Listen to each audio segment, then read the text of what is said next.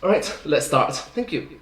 Hi everyone, it's me, and today let's watch this video together about food theory. Let's start. For decades, the food industry has been misleading us, and as a result, the food that we eat has actually been eating into our pocketbooks. In all seriousness, you could save up to 30% the next time you go to the grocery store, and all it takes is one simple change. By the end of today's episode, you'll be asking yourself, have we just all been drinking the Kool-Aid, 40 count for $6.99, when we really should be drinking the Flavor-Aid, 40 count for $4.99? Interesting. Food theory.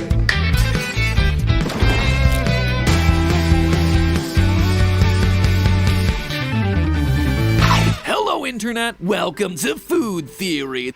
Hello Internet, welcome to Food Theory. Hi, let's start. The YouTube series that can now come in its own variety pack. You know, theorists, I've got a confession. Something's been bothering me since my last trip to the store. In actuality, it's something that's bothered me for a while, but I'm only just getting around now to researching it and doing an episode about it since, as a YouTuber, my life is constantly just fodder for new content.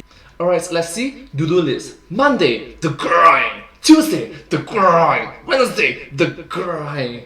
Thursday, the grind. Friday, the grind. Saturday, existential dread.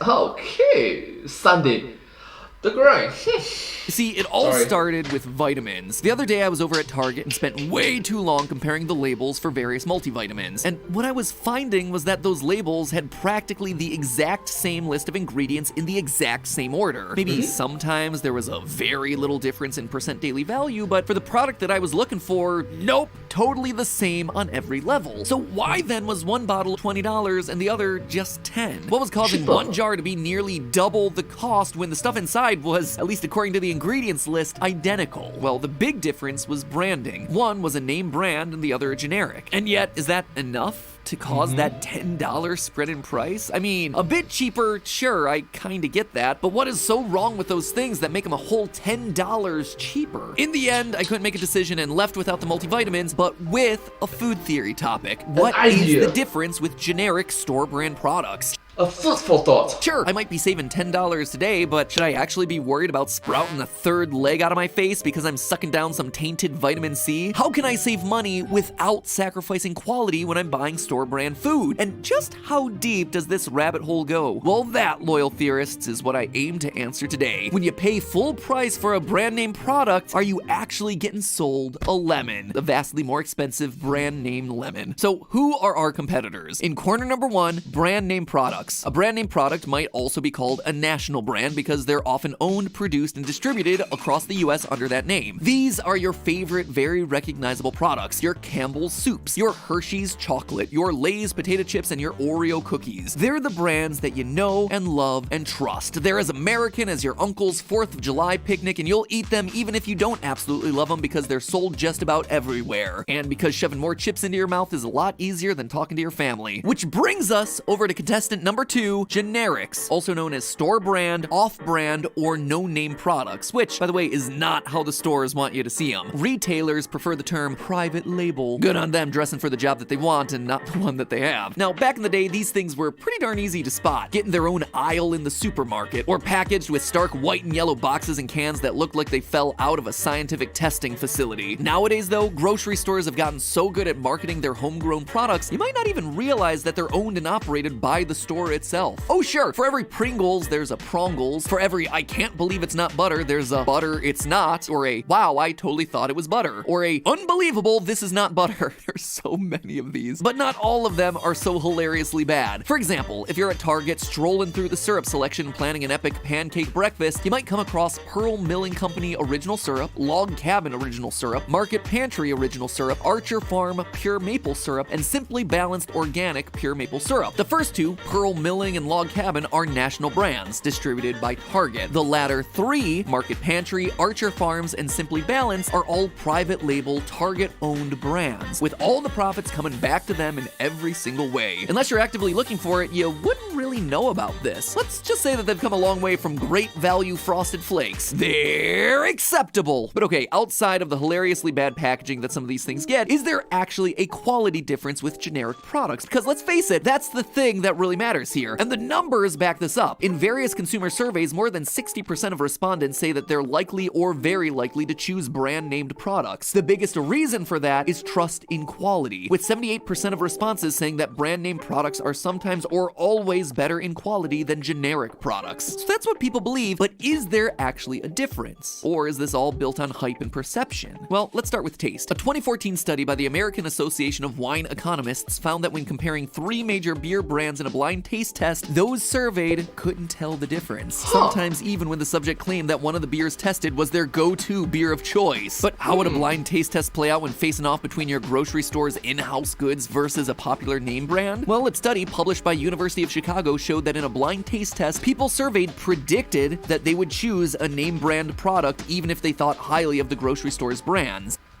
So I'm going to guess that the trust, the psychological, emotional, mental effect, something similar to the placebo effect, right? Like, it's better, it will work, it's the best in comparison to something else.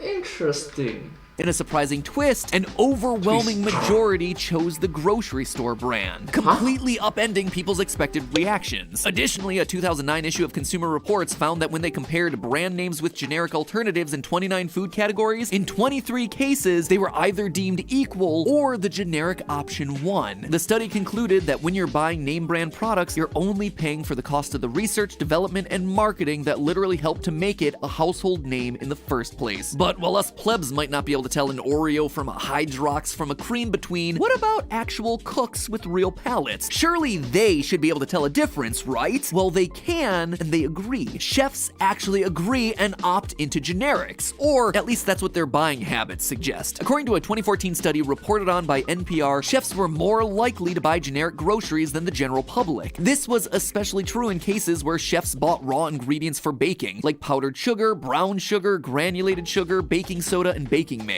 However, there were product categories where chefs tended to choose name brand products more often, specifically when it comes to dairy products, including name branded yogurts and ice cream. This is pretty darn good news for me because now I feel completely justified shelling out the big bucks for Ben & Jerry's every time I go to the store. So in general, it seems that if you're gonna buy staple food products, sugars, baking sodas, pastas, breads, things like that, generic brands are gonna be similar in quality, but cheaper. And not just similar, but sometimes exactly the same. When it comes to those raw ingredients like flour, sugar, cornstarch, and pepper, those are regulated, which means that even at the cheapest levels, the quality is ensured to be there. But it doesn't stop there. Stores will often hire out the same manufacturers that make the brand name products so they can make their own version of that product to sell for cheaper. Despite what benefits a name brand might advertise, they're likely to deliver similar results to the generic options. So why don't we see more people opting into generics? Well, when it comes to our experience of food, turns out that your other senses play disproportionate roles in the experience. Back in 1975, Pepsi did this huge marketing campaign called the Pepsi Challenge, where they were trying to show the world that Pepsi was the preferred flavor of soda over Coke. As you might imagine, Pepsi won. Go figure. They paid for the whole thing. Of course they won. There are also a lot of ways that you can skew a blind taste test in this sort of situation that are probably best reviewed on another episode. But anyway, what I'm more interested in is that in 2004, a group of researchers at Baylor College of Medicine wanted to redo that same taste test, but this time while studying branding's impact on the brain. They found that when subjects were given information on what they were drinking before they tasted it, Coke activated areas of the brain associated with memory and emotion, whereas knowing that it was Pepsi had no effect on the subject's brain. For some reason, those who drink Coke are just loyal to the memory and feeling of it, even if their blind taste buds beg to differ. So when you're shopping in a store, the look, the feel, and the memory of a specific brand or product is actually trumping your own experience of taste. You know the saying, there's no accounting for taste? Well, we can absolutely account for taste. It's all the other senses that become inconsistent. That said, even walking into the grocery store knowing that your brain is actually lying to you about your perception of your favorite brands might start to impact whether or not you might let your taste buds take the wheel once in a while. And if you choose to trust your actual taste, your wallet will likely thank you later. Ramsey Solutions, an online debt management company, estimated this year that buying generic products will cost you anywhere from 28 to 65% less on any given meal, and over time would likely save you over $1,000 a year on dinner alone, making the exact same recipes that that you're already making using the exact same ingredients, just with a different name and image on the cover. Historically, generics were cheaper to produce so they could sell at a lower price, so it is still important to check ingredient lists to look for any differences that could affect the quality, health benefits, or taste. But all of this begs a question. How can grocery stores get away with copying the look and flavor of your favorite foods and stock them on the shelves side by side? Well, you know what that means. It's time to dip into one of our favorite subjects on this channel, licensing and patent law. Innovations in food are technically eligible to be patented,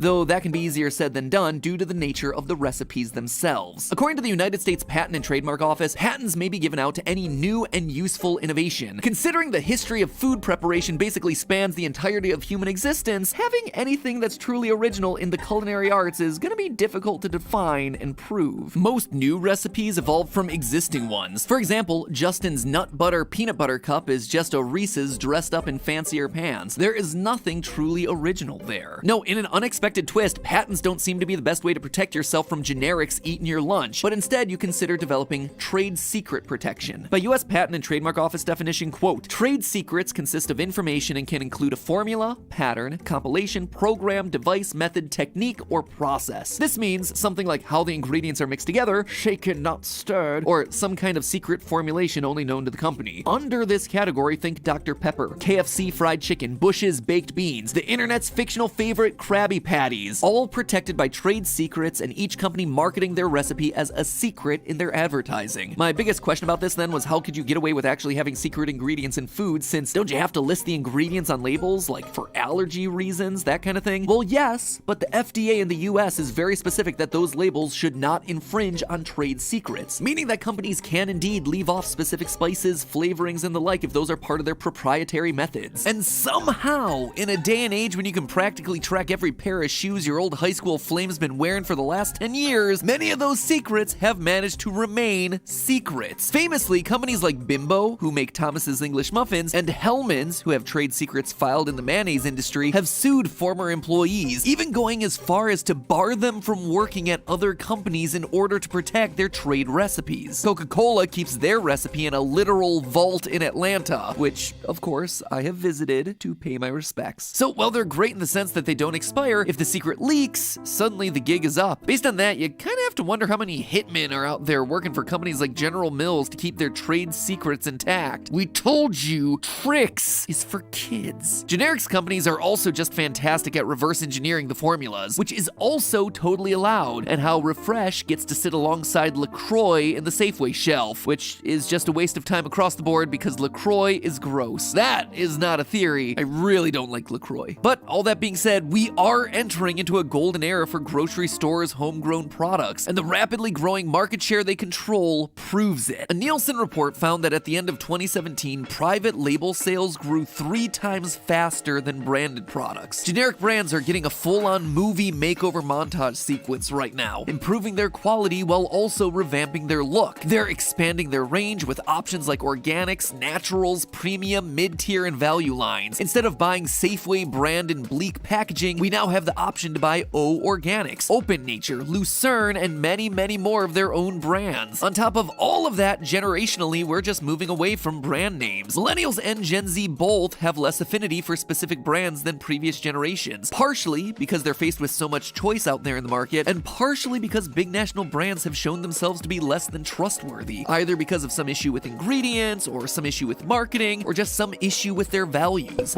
Very suspicious.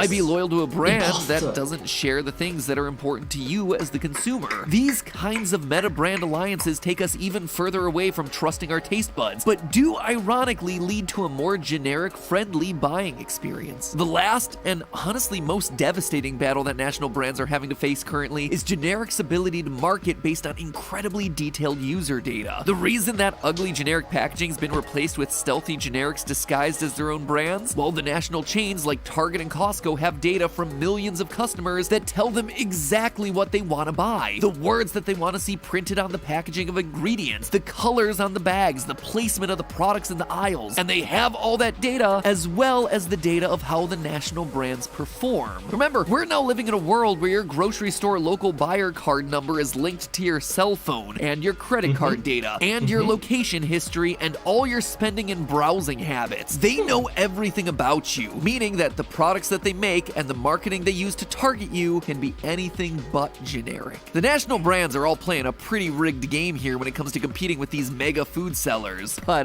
that's probably a theory for a different day. So in a world overwhelmed and oversaturated with brands and products, how do you manage to make the choice? Well, in most cases, it comes down to comparing ingredients and assessing your values in what you want from your product. But you are definitely going to get a better price on a generic. So in most cases, you can have your perfectly fine Betty Crocker cake mix and eat it too. But hey, that's just a theory. A food theory. Bon appetit. And whatever you do, don't go to the grocery store on an empty stomach. That's a recipe for an empty wallet and 4 unnecessary boxes of blueberry Pop-Tarts. Or toaster pastries, I suppose, if you're going generic. For other cost-saving tips for the next time you go to the grocery store, click the link that you see on screen right now. You're not gonna believe what they're doing to you over in the produce section. Anyways, thank you so much for watching this video. I hope you find this video very interesting and quite educational, right? You will learn a lot. I learned a lot, so thank you so much, MadPat. Thank you so much, the Food Theorists. You guys really taught me a lot of things. A lot of things that I genuinely did not know. Anyways, if you do like this video, please remember to like, share and subscribe to my channel, and comment down below if you have any question of us. Down below. Don't forget to follow my channel, and I hope to see you all in my next video. But hey, that's just a theory. A food theory. Bon appetit. Thank you.